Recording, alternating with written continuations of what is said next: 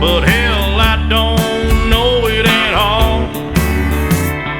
One thing that's certain, and I think old Hank would agree, that sure don't sound like country to me. Well, if it ain't broke, don't fix it. If it ain't Johnny, Merle, or Hank, or Waylon Jennings, if it ain't got that honky-tonk horn like Ernest Tubb had from the start, if it ain't broke, don't fix it.